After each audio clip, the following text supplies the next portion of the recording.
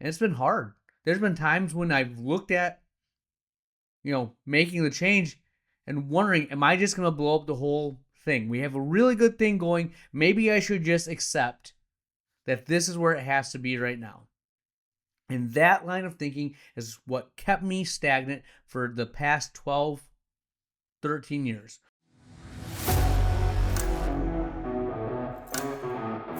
All right, my friends, the Ultimate OD Podcast, another big picture episode. We are the CEOs of our practice. This year is going to be the year of the CEO mindset.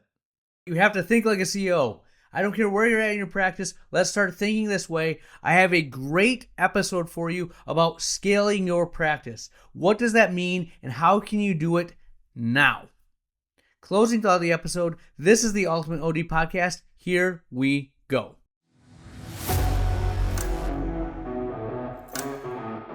All right, my friends, the Ultimate OD Podcast. Thank you for the likes, the listens, all the emails that are coming my way.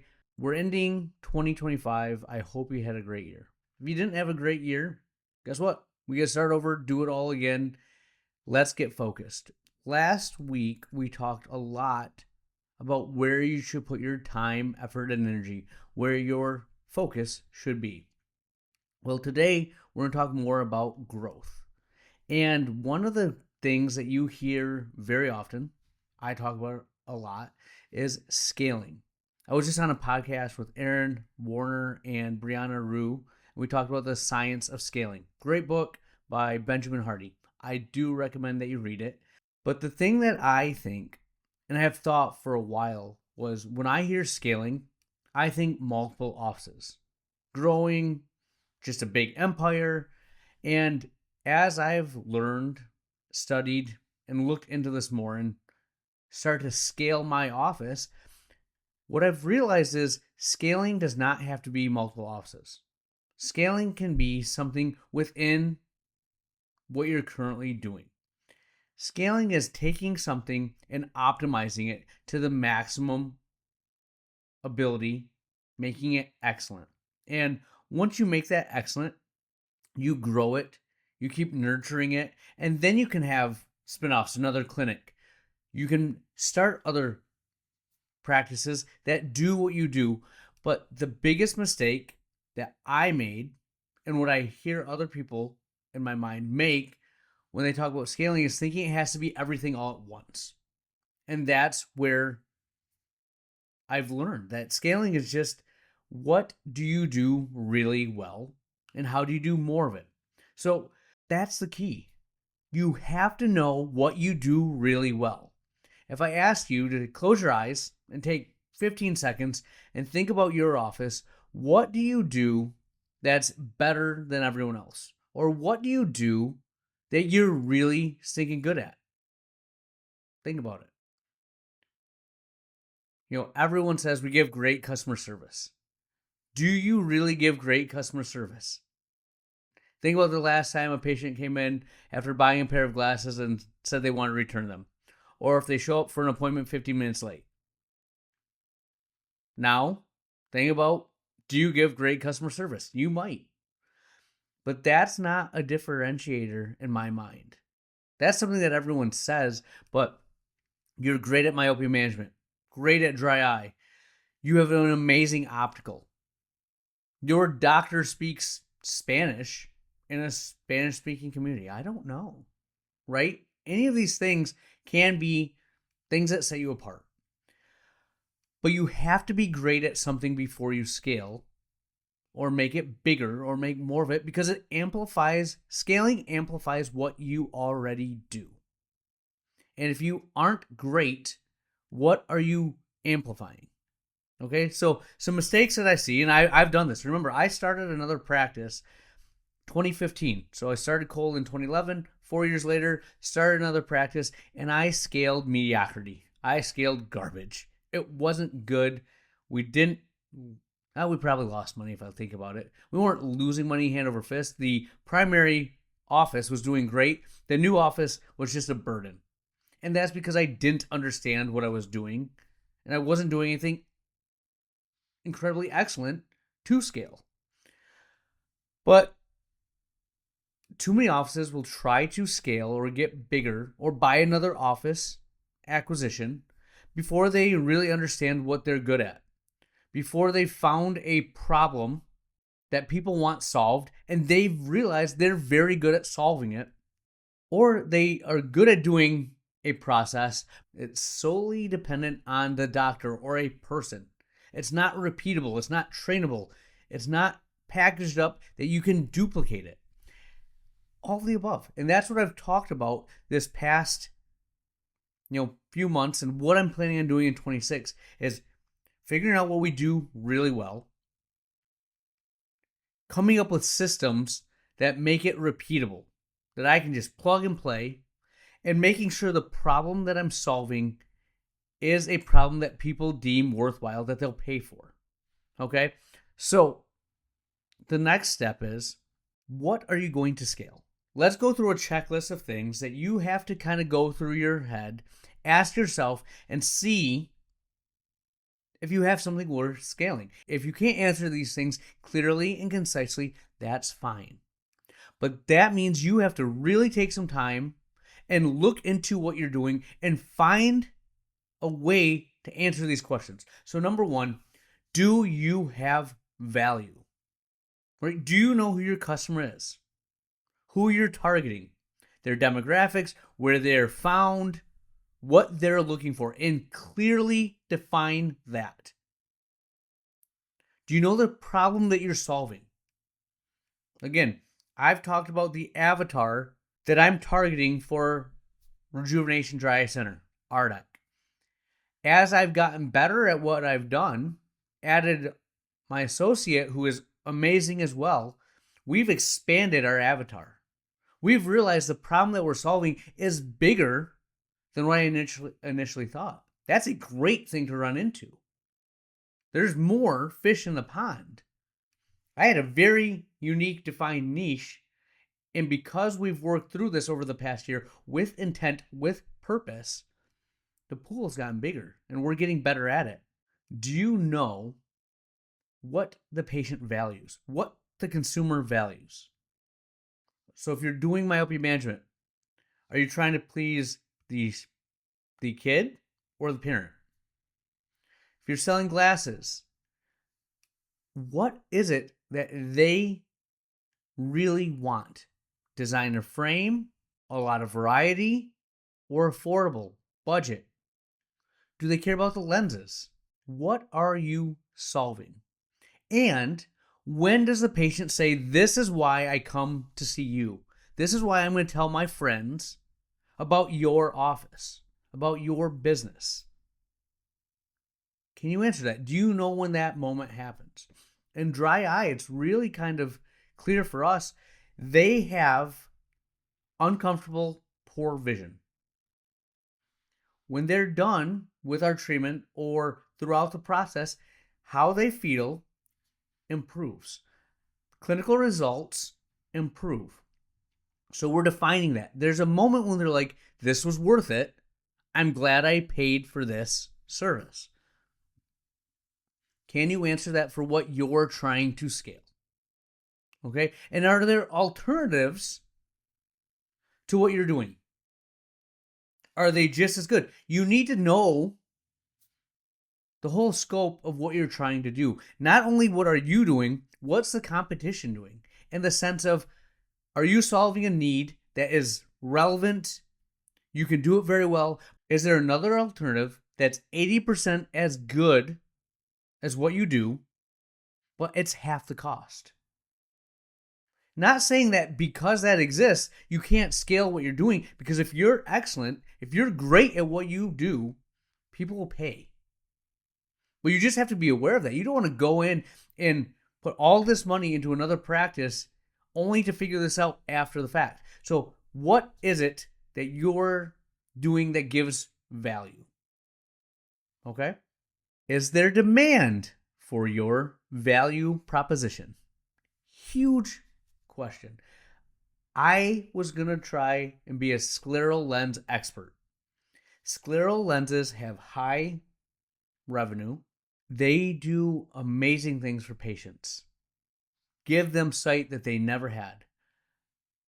The thing I found was once you gave someone good vision, even though they were 20/80, you get them to 20/25 plus, even a soft 20/20. They weren't quite happy still. Like, yeah, why can't I be even better? And, well, do I have to pay for these again? That's a lot. Was there demand? I had the value proposition. I had the need. I had the market. But they didn't want to come back. They didn't want to come back. They didn't want to pay for it. Right? Will they keep coming back? Do they return voluntarily? Right? Do you have to force them to come back? Is there something that you've had them pay ahead of time? Or are they coming back because they know if they don't see you, it's not going to be as good and it's not going to work? My cousin was at a Christmas party and I see her daughter. She has a very high prescription, like a -850. And she's tried to get glasses from other places and it never quite works out. We use high index material. We know that we want to have a frame that doesn't make the peripheral distortion exacerbated. We really take the time and effort to do this. Are the other offices doing it? Are they just not explaining it as a mental thing? But there's not enough patients that I would say like our optical that much that I'd say we're going to scale optical. That's what sets us apart. We have the best optical process in the state. Do not think that at all. I think we do it okay. I think we're better than average, but I don't think that's our differentiator. I don't think people are coming back to us because of our glasses. Does that make sense? They like the service they get. They like us as doctors. They like that we talk to them. And when I say that, the patients that resonate with me and my associate care about their health and wellness. They're doing the biohacking. They're doing the research on their own to better their health. They like it when we talk about supplements, the advanced therapies and treatments that we have. Right? They're coming back voluntarily because they like that brand, that flavor. And there's more people out there in my mind. That's why I'm trying to grow it and scale this. Will people pay without discounts? If you have to discount everything to get them to sign up, okay, maybe you do that once to get the initial offer. But if you can't sustain their interest without discounting things, you don't have something special. I wouldn't try to scale that. I try to refine it, make it better, find a way to make them want to pay full price. Whatever that is, that's what you need to pay. And they'll do it because it has that much value creation. Are people referring other people to you without much effort from you? I have patients that are finding us via our website, via the things we're marketing, because we're one of the only offices in the area that does the things that we do. They're coming from Kalamazoo. They're coming from an hour away to see our office. That tells me there's something there. We're doing something that has so much value that people will travel and they're searching us out. Now, again, I'm setting up my website. I'm making people aware of what we do, what we offer, but they're finding us. They're self-referring to my practice. Other doctors are looking for offices that can provide the services that we do, and they'll send their patients to us. That gives me hope.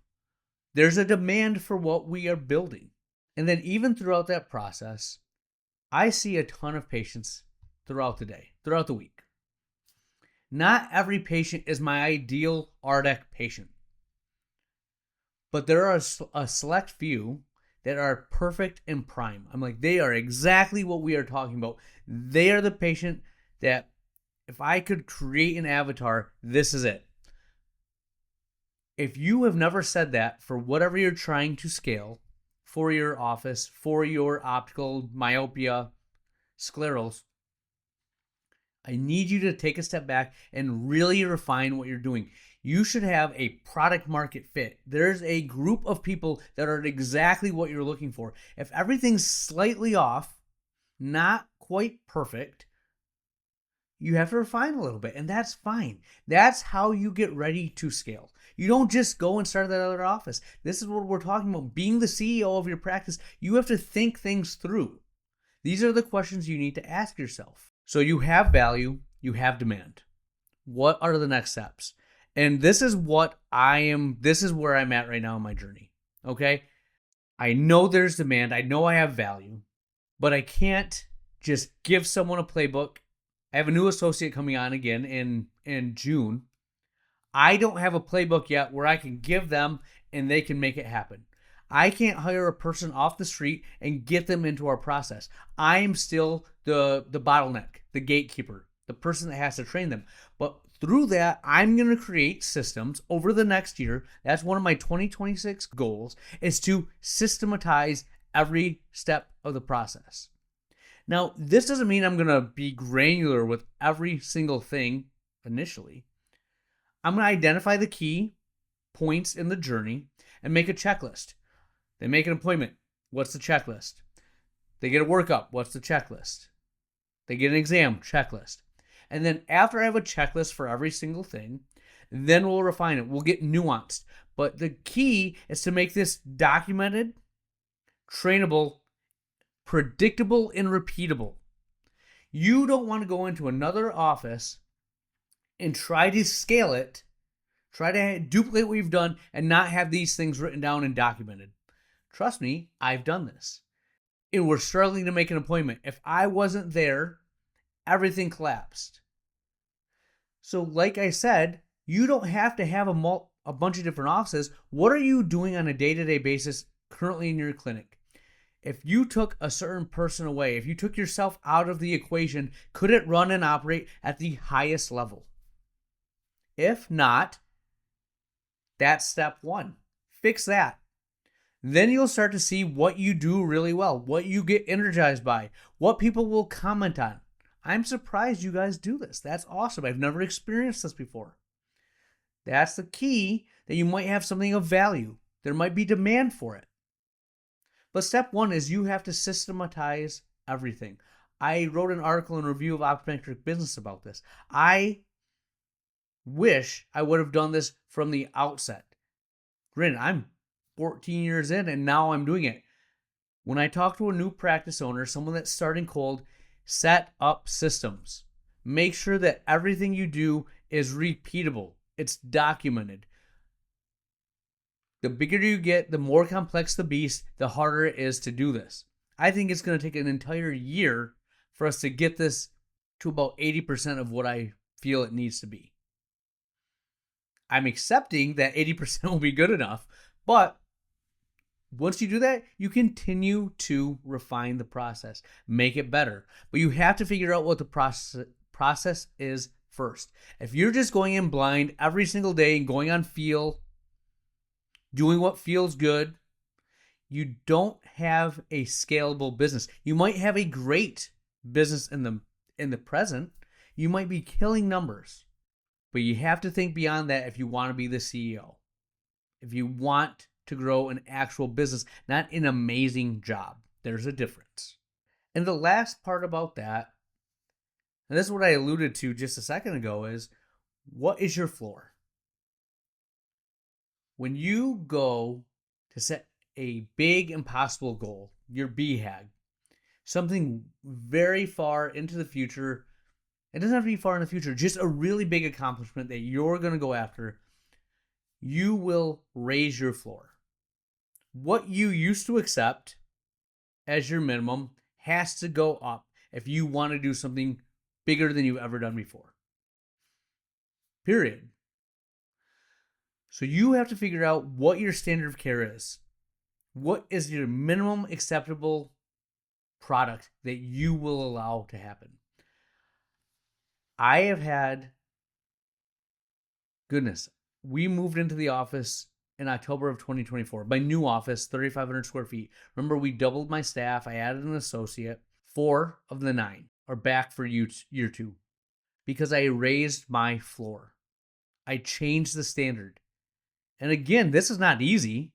This is not something that I'm encouraging you to do. It's to turn over, over 50% of your staff. That sucks. But I realized for where I wanted to go, what I want to do, I needed a certain level of staff member. And I won't accept less than that. And it's been hard. There's been times when I've looked at, making the change and wondering, am I just going to blow up the whole thing? We have a really good thing going. Maybe I should just accept that this is where it has to be right now. And that line of thinking is what kept me stagnant for the past 12, 13 years, where I didn't go to the next level, where I wasn't able to scale because I accepted that way of thinking.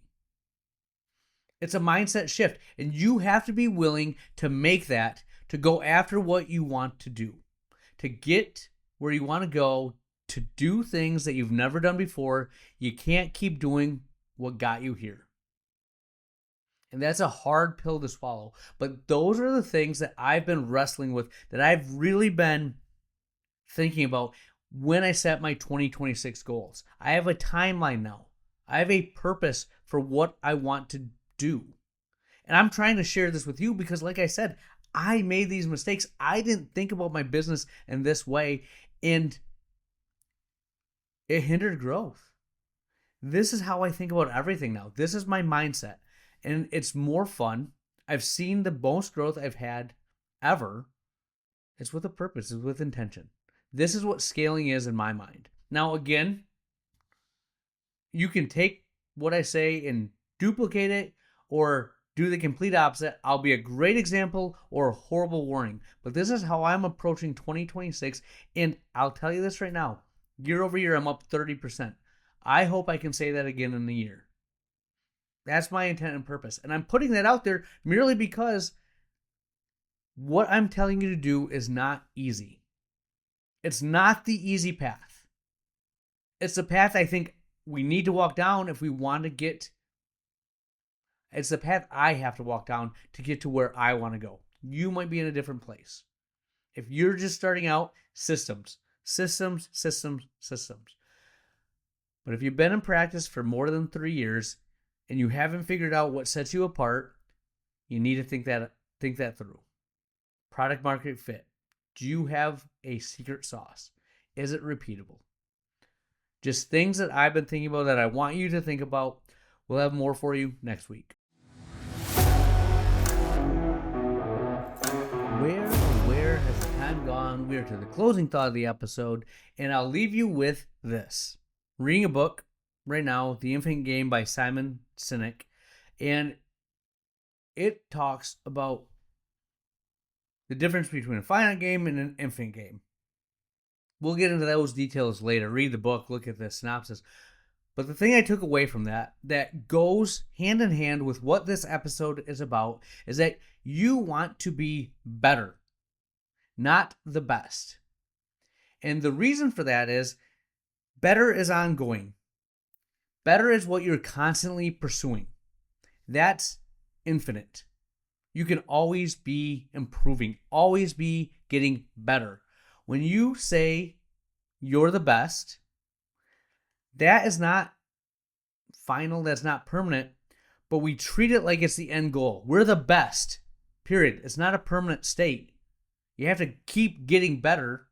You can't stay the best without effort or energy. But if you're pursuing that with the mindset of, I'm going to be the best, when you get there, you might be let down. We're the best in the area now. This is the best we've ever done. What do I do now? Whereas if you have the mentality that we're always going to be improving, we're always going to be getting better, you approach things differently. You don't make rash decisions. You see the business with a little bit of longevity to it. And when I think about what I was trying to do early on in my career, I was always trying to be the best. I want to be better than the other person. If I can just get this many reviews, this many patients, do this amount of revenue, I'll be the best. And I'd check off all these boxes, and then I'd be like, well, what's next? But since I've transitioned to this CEO mindset, trying to grow the business, working on the business rather than in it, better is what I'm pursuing every single day. And by trying to be better rather than the best, I'm the best I've ever been.